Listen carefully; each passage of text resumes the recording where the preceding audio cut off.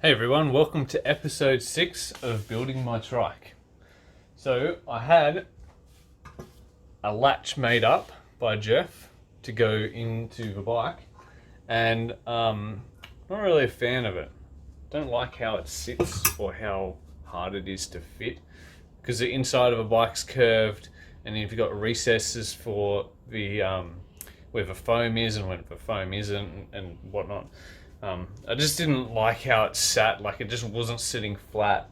So instead of that, I'm just going to go the simple method and do this. I've just got a basic door hinge, 70mm wide. 70mm wide. And I'm just going to bung it right there. Right there. So I've drilled holes already, which sucks. So I'm going to have to patch it. And then I don't know if I'll bother painting that. See if I can be bothered. I'll see if I can be bothered. But you can see that the fairing doesn't line up perfectly. So, and obviously that's not going to sit perfectly flat. So what I'm going to do is get some resin with some glass bead filler and fill it into here. So it also blends into the hood.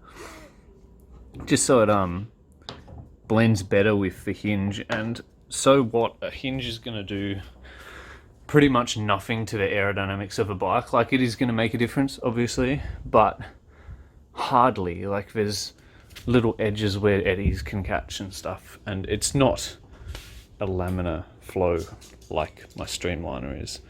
That is like perfection and designed to do like 1/10 the speed of sound, literally. And then this is like, I just want to go 60k an hour. So that's all I care about.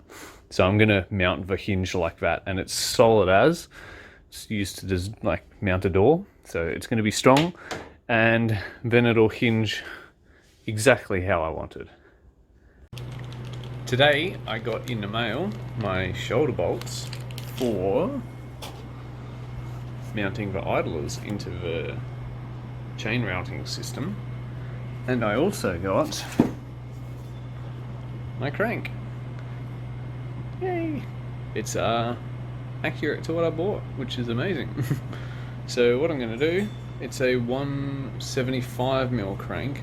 So instead of measuring from the bottom bracket up 140mm, I'm going to measure from the hole down to where the 140mm would be going. And that's where I will drill the hole, because it's a lot easier to measure from the middle of this than it is from the middle of the bottom bracket, because it's a little bit curved, as you can see. It's a bit hard to measure across that curved surface, where this bit, you can see how flat it is, like what I was saying earlier, how flat it is for so long. So 140 is about here, I think. So it's still well on the flat, which is great. And plenty of meat on it still. So it sort of curves a little bit up about here, but I might be able to just flatten that out with a mill on the mill, just so the pedal bites in a little bit better. But yeah, that's what I'm going to do now. Drill the holes for this and the holes for the shoulder bolts, and then tap the holes and then feed it in and see how the chain routing system looks. I haven't received my idlers yet. I've only got the spare leftover ones from my other bikes, but I can always just place them in and just see what it looks like. Shoulder bolts have been drilled, 8mm on that side, equivalent hole for a 6mm tap on that side, and I've just placed the idler just resting in there for now, flopping around, but it all looks pretty good. One of them wasn't too square, I think it was this one, but that's the back one, so I'm not too fussed about that because it goes that way. The front one, I made sure it was a little bit more square, although it doesn't look the greatest, but I don't think it's going to make that much of a difference. I do have to get a few washers or make up a spacer for this side though, because it's a 50mm long bolt and you can't really get in between numbers. It's only a 40 or a 50. So yeah, I'm gonna have to get a little bit of a spacer to fit into there, but that's alright. Just finished drilling the holes for the cranks. I have to get a 13mm, I think it is, or a 12.5mm to do the exact hole diameter for the thread, which I don't have, so I've got to go borrow one of them, but it lines up pretty good. Looks pretty square to me, so I'm stoked. And I'm definitely going to have to flatten it off like I've done, like it was originally done up there, because it's just a little bit too rounded on that position where I've drilled the holes, unfortunately. So I ended up drilling the holes for this to the correct size and tapping it. It's important to hold it square, so hold it flat like that as you're tapping it, and to tap with the drill press, because that's going to give you a dead square start, because you can, when you're tapping, it's going to go like that or that, which is definitely not good, because even though the hole's square, you can tap it at an angle. You'd be surprised how easy it is. So what I did was I put it in a drill press, put a chock of timber under there, so it's like absolutely perfect. And then I just started tapping with the drill press until it was about halfway in, and then I took it out and then just tapped the rest, put the tap into the vise and just slowly worked my way through it. You can see it's got a little bit of a gap there, so it's touching on the edges, but it's not here. So what I'll do is I'll just hit it with a file just to take that edge off. I'm sure the file will be good enough, but it's probably fine like this, but I'll just hit it with a file. So now I can put it on the boom and then stick it in the bike and size it up. But I've got the bag ready to go with the carbon here, just to reinforce it around here. So I might do that first and then start sizing it in the bike. And then I've laid the other bit of glass over this bit, so then I can figure out how high I want it and cut this to length. In the meantime, I've cut out a slot for the front axle mount to go in, and that fits perfectly like that. And when you put the wheel in, the top of the bearing is about here, which is the center of the wheel. So that is the same as what Jeff runs in his trikes, which he said was 13 degrees caster and 7.5 degrees camber, or 7 degrees camber, I can't quite remember. So bit of camber and then 13 caster. So that gives the trike good stability in corners and in straights. So what I'm going to do is lay some glass over that and then start to figure out how I'm going to bond it into here. And then I can start laying, like once I've secured this piece in, I can start, like I can fill it up with foam and then like bond this together and then bond that to here, and then I can cut the boom to slot into that. So I'll probably cut the boom, slot it in, bond the boom to the bottom, bond the bottom to this, and then bond the boom to that all together. So this is one solid piece, like a big T, and especially at the front here. And then I can lay carbon over it, and then I'm gonna fill it with foam, lay carbon over, and then match, or like somehow morph this and the bike into the boom as well up here, and then figure out the chain line. This is how this piece is going to attach. I'm going to 3D print a bit that's going to mount onto there. So I'll 3D print it, glue it on carbon one layer over or two layers over up to like here, similar to what I've done with the boom, and then I can glue that in and then carbon around that. The other day I also bought a short cage derailleur for my cassette over there. The biggest it goes up to is 34 or 36 teeth, which I've got a 42, which is a black one, and then the next biggest is a 36. So I'm gonna have to take the black one off and just run a 36, but I have the option of running a 80 or a 60 front chainring. I was gonna do a double with a cassette, but the amount of space in the bike for the derailleur to hang down isn't enough. It's going to not clear on the bottom of the bike. So I can only go for a short cage derailleur. And the maximum take up on a short cage is something like 32, or I think it was 39 teeth is the maximum. And the maximum, how you get that is you take a biggest chainring, biggest cassette minus a little, so 39 minus 11, and then you take the biggest and the little smallest chainring. I've got an 80 and a 60, and you add those together, and your fat number comes out less than 39 or something. You can run a short cage. Anything higher is a medium or a long cage, because it has to take more. Like the longer the cage, it means it can swing more and take up more chain links. But unfortunately, the difference between that added to the chainring on a double is something like 50 for mine.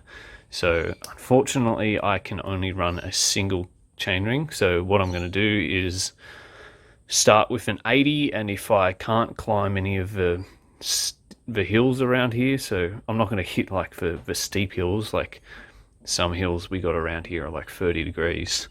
I'm not going to hit those, but just the little kickers going through town, the rolling hills, if the 80 tooth is too big in the smallest gear ratio, I'm going to have to go the 60 tooth, because 61 to 11 on that diameter tire, which is a 495 millimeter diameter, that will give you 61 kilometers an hour at 120 RPM.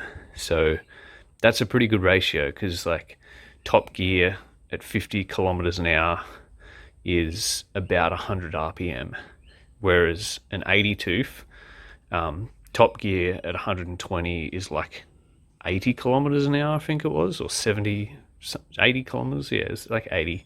But then the lowest gear ratio on that and a 61 with a 36 tooth or even a 34 is 10 kilometers an hour at 60 RPM, I think, with the 80 tooth. But like it drops down to like 7 kilometers an hour with a 60 RPM with the 60 tooth chainring, which is, it's really good, because like you're never going to be pedaling at 60 RPM.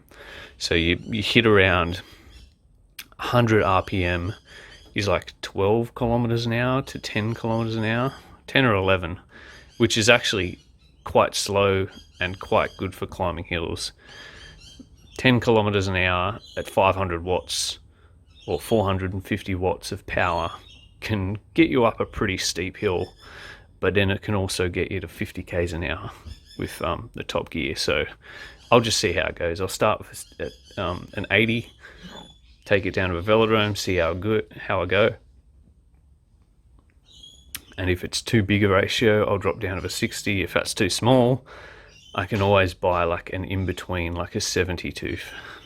I think I can get like a 67 tooth or a 71 tooth or something, or a 70 tooth. They're like $130, but like if that's going to work, then I'm just going to have to buy it. I just measured the cranks roughly in place in the bike where I want them, and they come up to about 340 mil off the bottom of the bike here, and that sort of tapers down a bit, and then that bit down there is 30 mil. So I can say that the difference between my arse and about the center of the bottom bracket will be about 300 mil with a 140 mil crank, and that is exactly what my streamliner is. It's 300 mil up with a 140 mil crank. So great news. That's the exact geometry. The only difference is going to be my back angle.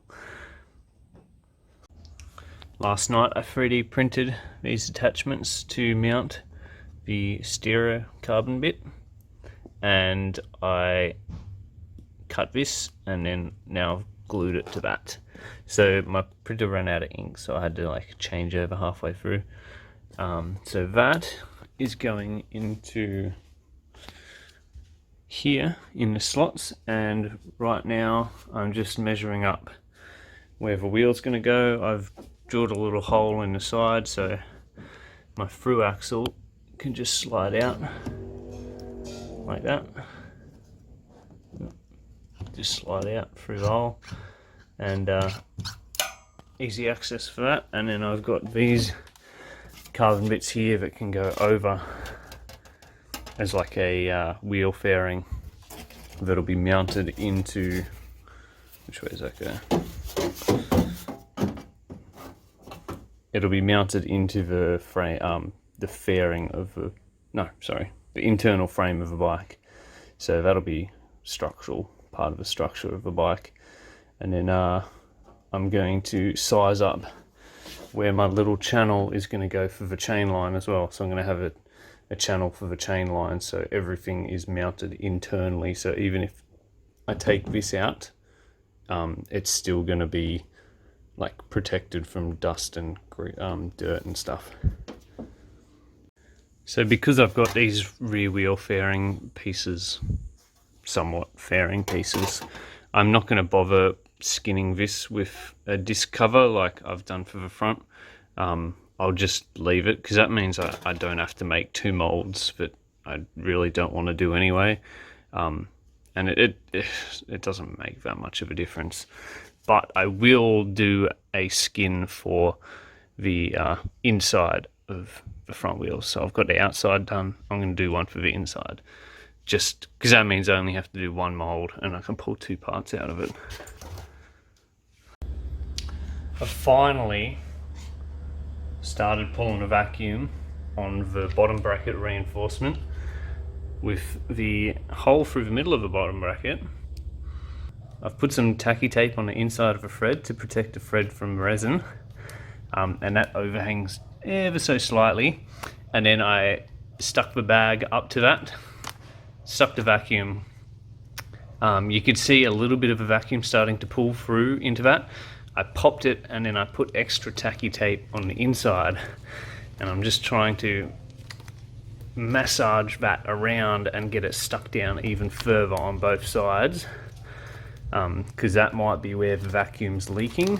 I don't think it's through here, because that's like 6 layers of carbon. It's not going to be thin enough to pull a vacuum through here.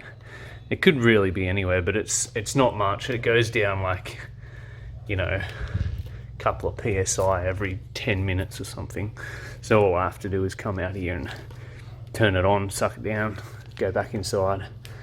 But for now, I'm going to put the vacuum, the electric blanket on it, and try and heat it up, get that tacky tape nice and soft like I always do, and not too hot, just warm, because I've got slow cure resin on this one, because I wanted the working time when I was forming it up.